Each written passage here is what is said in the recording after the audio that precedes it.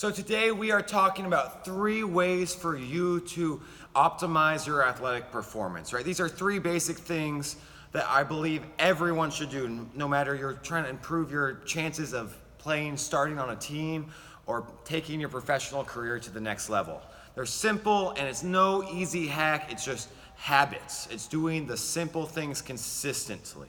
So the first one we're gonna talk today about sleep. Right, so sleeping, you need a minimum of 8 hours, right? I know people say, hey, I could get by with 4 hours of sleep, blah, blah, blah. That's nonsense. It is 8 hours minimum, especially if you are trying to improve athletic performance on the field, court, all of that. One of the biggest reasons we see is youth athletes that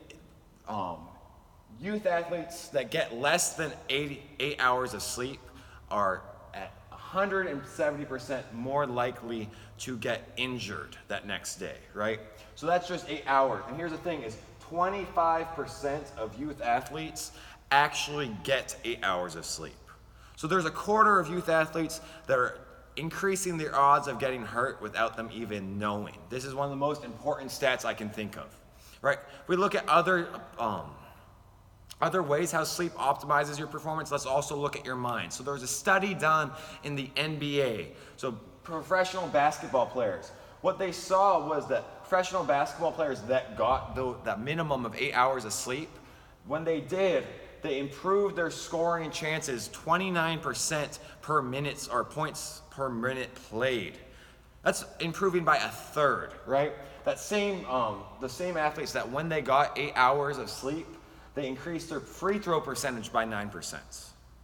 When that same athlete or same group of athletes did not get 8 hours of sleep, they increased their turnover percentage by 37%. Right? So their mind was not in the game. They were not able to react to the field of play as fast as they would have if they got 8 hours of sleep. So that's the mind. Let's also look at physical performance. You lose 20% of your aerobic output when you do not get 8 hours of sleep. So if you feel like you're huffing and puffing and when you normally shouldn't, probably didn't get enough sleep. Second aspect we are going to look at water. Hydration. Hydration is so important, right? So a 2% decrease in total body fluid will decrease performance by 30%, right? That's taking a test in school and getting 100%, but you've just maxed out your capacity at 70, getting a C at like a C minus, right? So making sure we get enough water is vital for performance. We're also looking at so how much is enough water? We need to get 0.5 ounces per pound of body weight. So if you are a 150-pound athlete, you need to be getting about 75 ounces a day, minimum. Again, if it's a hot day, you need to adjust. The last thing is, one of the habits I have instilled in myself is I wake up each morning and I have a glass of lemon water. I squeeze lemon in some water and put a pinch of Himalayan sea salt. The reasoning behind that is to boost your electrolytes and increase hydration right upon waking up. You lose about 3 to 5 pounds of water through respiration, through breathing every single night. So the third habit we really need to look at is our nutrition.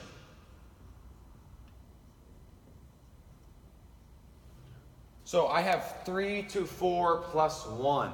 So athletes need to be eating 3 to 4 meals plus a snack every single day, right? So the reasoning behind this is that we can get enough calories. One of the things we see, especially with high school athletes, is they do not eat enough food. And one of the easiest ways to boost performance, I think of a baseball pitcher, right? Pitcher wants to add 2 pounds or 2 miles an hour faster onto his fastball. He just needs to eat more. If he weighed 5 pounds more because he was eating more, it would complement the work he was doing in the weight room. He would be able to hit that goal. You look at other sports, having a little bit more size on you becomes an advantage. So we're ideally shooting for 30 grams of protein in each meal.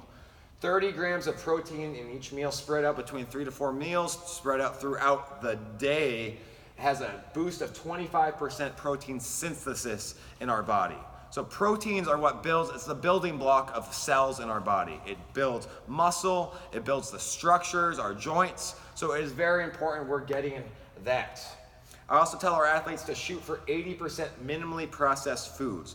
The reason behind this is that we're getting all the micronutrients that way, right? If we're getting our 80% of our food from Doritos, from frozen food, straight from the refrigerator into a box, you're gonna miss out on a lot of the micronutrients, and the micronutrients are what helps you optimize your body and your performance. We wanna get less foods from windows, more foods from the grocery store, more foods from bags, especially the outskirts of the grocery store.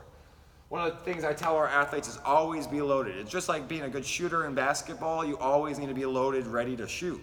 What that looks like is always having a snack in your book bag and with your person in your car, having a snack available so that you can optimize and be eating whenever you need to eat.